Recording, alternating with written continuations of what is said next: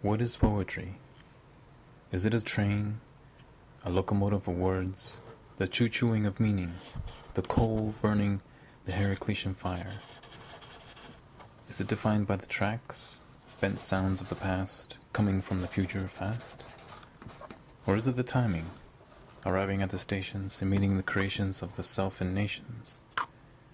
Is it recours pedagogy of comprehension, the reconciliation of words in motion, substance over and under indecision, hugging after fight in remission?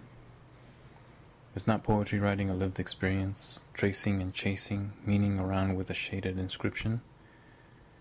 Is this not a gesticulation, a waving salutation, and a warning call frustration?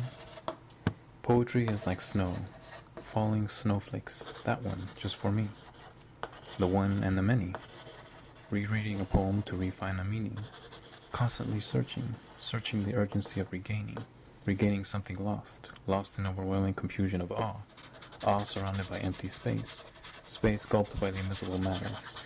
Is there not gesture in writing? Does not language involve aligning? The language of painting, music, the architecture and food? Do they not need some kind of mood? Does not my body walk, eat, sleep, a function? Does not my mouth's speech form a part of this body's action?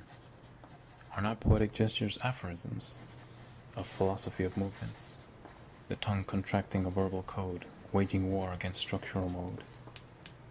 So much pain in one finger, and yet we use it to feed our next generation. Ambition is an ambiguous veneration. Where is language after it has been spoken? Is it here, in the breath? The lapse of thought, broken? ¿Entiendes lo que te digo con mi entonación? Qu'est-ce que c'est que tu entends? Yalla walad, shufi. Can I not write if the pen ceases? Can a painting be painted in pieces? Are my actions enough to express love? Should I act this out, so that you may see my words about? Poetry is done in fragments from above. Are the words writing me, I wonder, or I it in blunder? Is it a battalion of verbs, royally venturing into a new throne of the not yet known? Is it not forced to explore, being puffed out to die, not in vain, but taxidermied, mounted like some achievement of knowledge? This is for hate. That is for the soft love. This is for frustration's sake. And that is for an excitement of trove. Is it the outline of infinite possibilities? The inverted waterfall, a skyless sky, a groundless ground? Is it an invention? A detention of objections against corrections as infections? Meaning is stealing like a hurt feeling and healing, blacking out words within words, forming a new concept within a concept.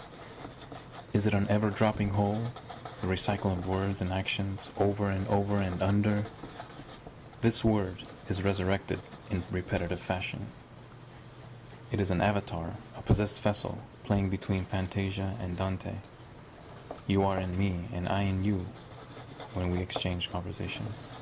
Photographs are not just the gateway to history. Is it a statue, an obligatory servitude between words and shapes? A prosthetic between language and napes? The assumption between the panels that Scott taught? It is the whole minus part equals part. It is the partial mediation of all forms of knowledge. It is the being in language. It is a record-keeping of past experiences. It is the history written in creases. It is the universe in one word, and the irony of definition in the psych ward. It is the relationship in the rhyme, a signature of time, bringing together signs, forever forming the line. You are reading rhetorically, out of the mouth and into the ear, blissfully, ethnocentric ethnography. It is the poem as mask. If you had nodded your head at any time, were you not part of this poem's chime? It is the diataxis that revolts apace, a punch of words puffed in the face. This poem is ending right back where it already started.